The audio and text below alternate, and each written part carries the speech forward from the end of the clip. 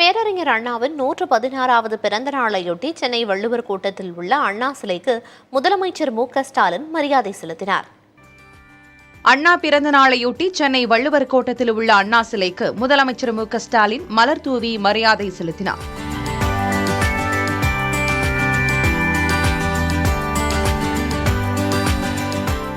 தொடர்ந்து அமைச்சர்கள் ஐ. பெரியசாமி, மா. சுப்பிரமணியன், உதயநிதி ஸ்டாலின், பெரிய கண்ணப்பன் உள்ளிட்டோரும் அண்ணா சிலைக்கு மரியாதை செலுத்தினர்.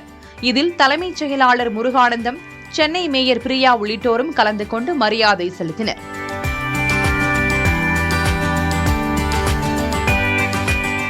இதேபோன்று சென்னை அண்ணா சாலையில் உள்ள அண்ணா சிலைக்கு எதிர்க்கட்சித் தலைவர் எடப்பாடி பழனிசாமி மலர் தூவி மரியாதை செலுத்தினார்.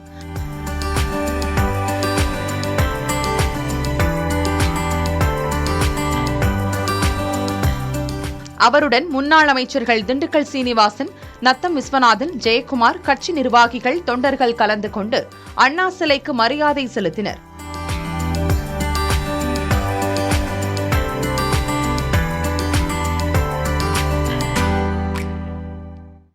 பேரறிஞர் அண்ணாவின் 116வது பிறந்த நாளையொட்டி தமிழகத்தின் பல்வேறு பகுதிகளில் அரசியல் கட்சியினர், பொதுமக்கள் அண்ணா சிலைக்கு மரியாதை செலுத்தினர்.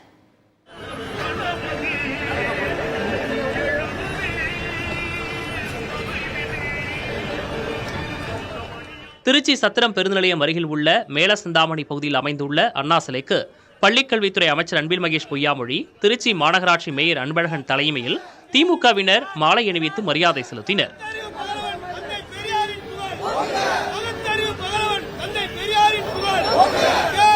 தொடர்ந்து அதிமுக, அமமுக, தேமுதிக உள்ளிட்ட பல்வேறு கட்சிகளை சேர்ந்தவர்களும் அண்ணாவின் சிலைக்கு மாலை அணிவித்து மரியாதை செலுத்தினர்.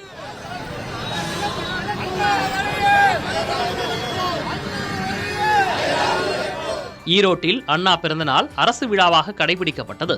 பெரியார் வீதியில் உள்ள அண்ணா நினைவகத்தில் மாவட்ட ஆட்சியர் ராஜகோபால் சுன்கரா, ஈரோடு எம்பி பிரகாஷ், மாவட்ட காவல் கண்காணிப்பாளர் ஜவஹர், மேயர் நாகரத்தினம், மாநகராட்சி ஆணையாளர் மணிஷ் உள்பட பலர் மாலை அணிவித்தும் மலர்கள் தூவியும் மரியாதை செலுத்தினர்.